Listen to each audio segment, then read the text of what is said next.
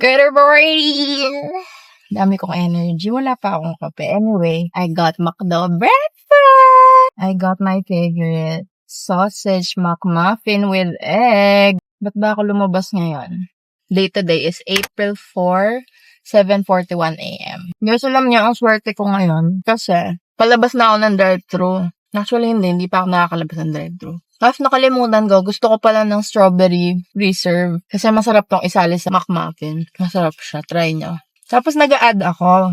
Sabi ko, ate, pwede ba akong mag-add ng strawberry jam? Tapos di niya ako mag-gets. Strawberry preserve pala siya, ayan o. Matamis kasi to, tapos medyo maalat yung patty. So, diba, balance sila. So, sabi niya, ma'am, pinapabigay na lang po na libre. Masaya. Kaya sabi ko, today is a good day. Ganon. Ang saya-saya. Sobrang gusto ko tong coffee ng McDo. Ang tapang niya. Mas gusto ko to kesa coffee ng Starbucks. Kasi parang coffee ng Starbucks, pabebe lang. Ganon. Guys, ang agenda ko talaga today, magko-Q&A tayo. Kasi hindi ko na-film nung umalis kami. Nung nag-Zambales kami. Kasi nalasing na kami ng mga pinsang ko. Girl. Sabi ng pinsang ko, sige, i-film mo na. Sasamahan kita, i-film mo na. Mas maganda yan. Exciting, drunk Q&A. Ganun. Kasi originally, yun ang plan ko. Tapos sabi ko, hindi ko na kaya, te. Baka anong masabi ko? Baka anong masabi ko, girl? At saka inaantok na talaga ako noon. Shucks, ang sarap. Strawberry jam. Ang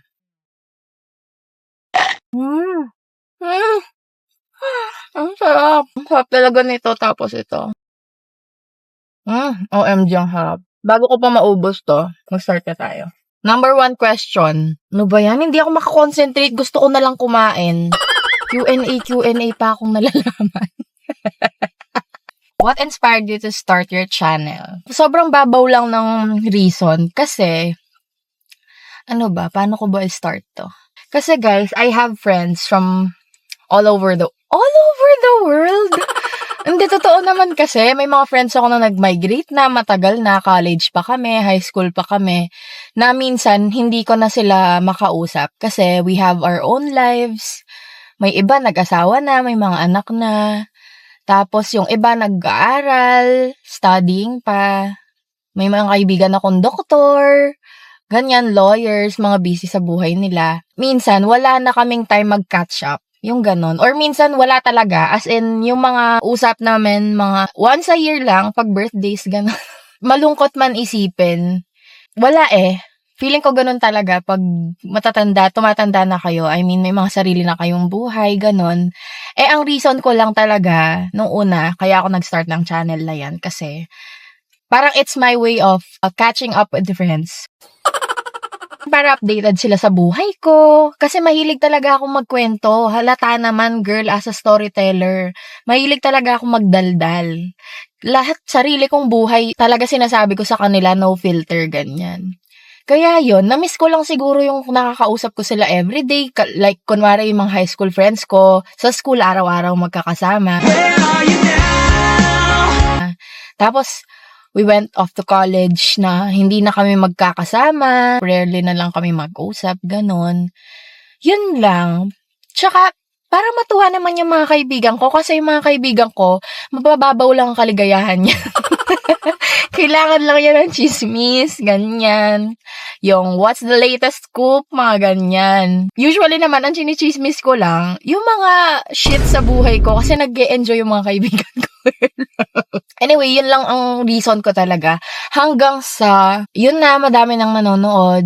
Kahit hindi ko kilala, nag-e-enjoy sila. Yung mga comments nila, natutuwa ako pag sinasabi nilang enjoy na enjoy daw silang nanonood. Ang saya-saya ko daw panoorin. Sana daw, friends daw kami in real life. Mga ganon-ganon. Na-appreciate ko naman, guys. Thank you so much. Ang saya-saya ko kasi, guys, hindi ko alam. Baka yun talaga ang purpose ko sa life. Kasi, di ba, all our lives, sinahanap natin yung purpose natin. Ako yun lang, very simple lang. Pag natawa ka sa akin, masaya na ako. Yun lang. Parang yun, baka yun talaga yung purpose ko. Habang tumatagal na gumagawa ako ng mga videos na yan, mag-iisang taon na din. Simula nung in-upload ko yung first video ko, yung Singapore Daldal Vlog. Yung Singapore Daldal Vlog na yan. Diyos ko, girl, hindi ko in-expect na maraming manonood. Kasi, actually, hindi ako naboringan dun sa vlog ko. Kasi, ang ingay ko.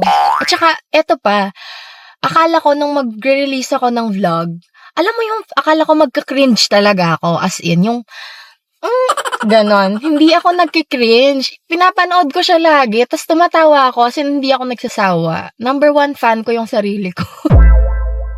Yun, guys. Tapos ang laki-laki din ng kita ng mga ano. Huwag na tayo maging plastic. Let's not pretend. Kasi totoo naman, malaki ang kita ng social media talaga. Parang big siya ngayon for advertisement sa marketing. Yun lang. Kaya, please subscribe. Please subscribe. Help me reach 1K, guys. Kasi hinahabol ko yung 1K subscribers sa July or August.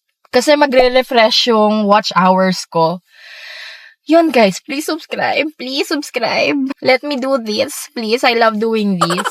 Okay, second question. Ito, na-pressure ako dito. Wait lang.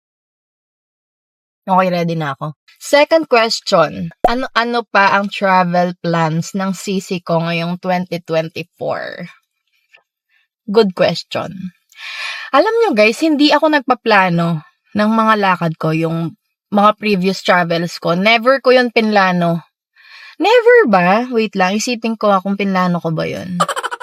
Kasi yung Singapore ko, guys, sobrang last minute niya. Ang flight ko, last week ng July. So, binook ko yon third week ng July. Ganun lang kasi nakita ko, tambay kasi ako sa Google Flights. Pag naiinip ako, pag nag-work ako, pag naiinip ako pag break time, tumitingin ako ng flight sa Google Flights. Kasi doon mo makikita yung flights na mura. Para siyang Skyscanner ba? Correct me if I'm wrong. Basta yun ang gamit ko.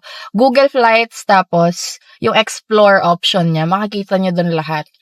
Tapos nakita ko lang yung Singapore, bigla siyang bumaba ang ticket ng price. Tinignan ko yung ticket ng June, mataas siya, parang 10,000, 12,000, ganun na. Kasi nga malapit na yung fly date. Tapos pagtingin ko ng third week of July, bigla siyang 7,000 na lang, round trip na. Tapos sabi ko, OMG. Yun, guys, binook ko siya, tapos umalis na ako. Ganun lang. Yung Taiwan ko naman, ganun din. As in, pag may nakita lang ako murang flight, binobook ko siya kasi nakita ko yun parang 5,000 lang siya. Round trip na. So, binook ko. Sayang naman. Basta guys, never ako nagpaplano ng mga trips ko. Gusto ko spontaneous lang ganun. Kaya nauubos yung pera ko sa totoo lang. This year naman, ayokong spoil pa sa inyo. Gusto ko ma-surprise kayo. Kasi kahit ako, hindi pa... sure na ako sa pupuntahan ko. Pero, syempre, process pa yan, visa pa yan. Hindi natin alam. Ganon. Ang boring nung sagot ko. Sasabihin ko sa inyo, wala akong plano this year. Actually, meron. Pero big plan siya. Sobrang big plan niya. Ayoko pang spoil sa inyo, guys. Malalaman nyo na lang sa mga susunod na videos. So, alam nyo na. Subscribe. Tsaka may notification bell. May notification bell, guys. I-hit nyo yon yung notification bell para ma-update kayo sa lahat ng kung ano-anong hanas na ginagawa ko sa life ko. Third question natin. Ito hindi ko alam kung qualified ba akong sagutin. Tips po, paano hindi maging broke while traveling? Parang I'm not the best person to answer this question kasi guys, sa totoo lang ubos na ako. Hindi pa ako nakaka-recover dun sa Japan ko, girl. Kaya yung mga kaibigan ko, hirap na hirap silang ayain ako ngayon. Kunwari, alis kami, guys, book tayo ng ganito, keme. Guys, papaghingahin nyo muna ako, pwede? Yung ganun, kasi hindi pa talaga ako nakaka-recover sa Japan, girl.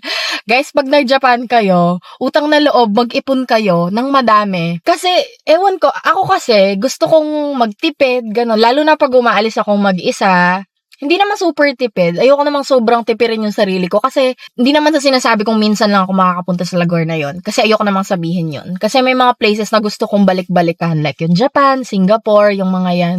Gusto kong balikan.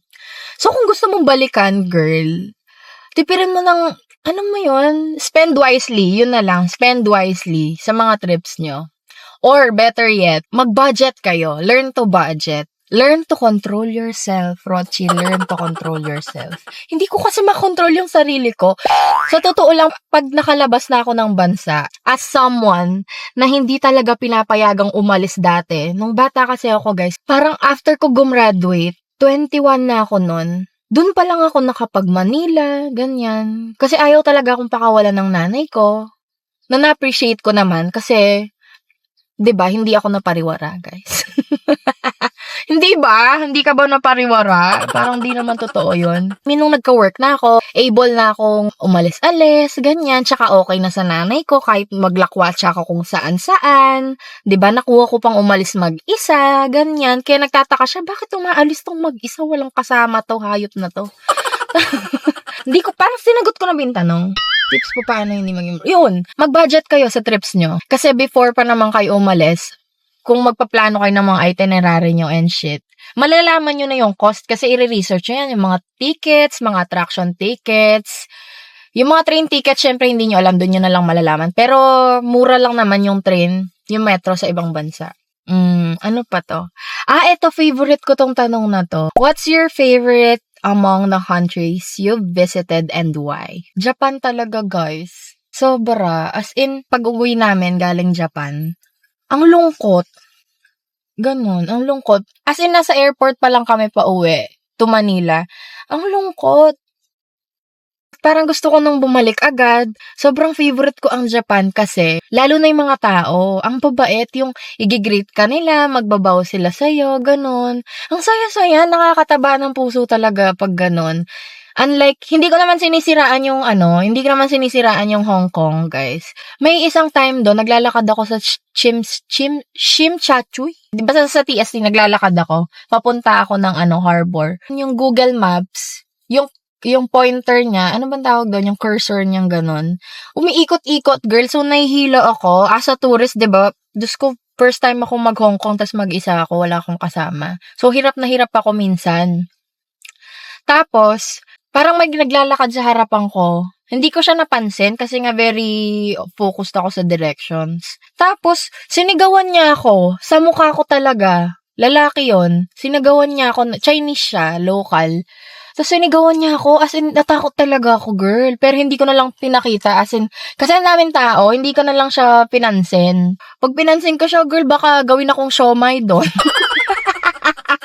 Hindi ako pwedeng magmaldita doon, girl. Anyway, yun lang. Ang tao ng Japan, yung mga Hapon, sobrang babait, at saka sobrang efficient ng everything sa Japan. Sobrang efficient yung train system nila, sa mga restaurant, sa toilet. Girl, Diyos ko, favorite ko yung mga bidet nila sa toilet. Diyos ko, meron pang pa-music pa for privacy. Tapos yung pagkain nila, wala akong kinain na hindi masarap. Lalo na sa mga convenience store. My God, Diyos ko, gusto ko na talagang bumalik doon kung hindi lang talaga mahal yung pamasahe. Tapos ang daming pwedeng gawin, ganun. Naalala ko na naman tuloy yung Japan, si ate kasi. Ito, puro katarantaduhan na lang yung mga tanong ng mga kaibigan ko sa akin eh. Ito. Dream travel destination. Dream travel destination. Feeling ko hindi siya travel. Travel destination ba siya? Gusto ko mag-skydive sa Dubai. Gusto kong itry yun. Kaso ang mahal. Kung isa-sponsor niyo ako, guys, itatry ko yung bukas at bukas din. Pero yun talaga yung gusto ko talagang gawin sa buhay ko. Meron pa pala akong isang question, pero galing sa YouTube yon. Hindi siya question eh. Wait lang. Sabi niya, tips daw for freelancers. Kasi freelancer ako eh. Tips daw for freelancers, paano kumuha ng Japan visa. Hindi ako kumuha ng Japan visa as a freelancer. Kasi sponsor ako eh. Sponsor visa siya ng tita ko. So, madali lang siyang na-approve. As in, parang 3 days lang na-approved na siya. Tapos, pinick up ko na siya. Nag-apply ako dyan sa may Attic Tours sa SM Clark. Ilalagay ko dyan yung requirements ng Attic Tours. Usually naman, ang kinukuha lang na requirements is PSA birth certificate issued within 1 year. Dapat bago. Hindi sila tumatanggap ng luma. Kasi nagtagal kami dahil doon. Yung mga birth certificate namin, luma na 2018 pa, hindi nila tinatanggap. Tapos, mga bank statements.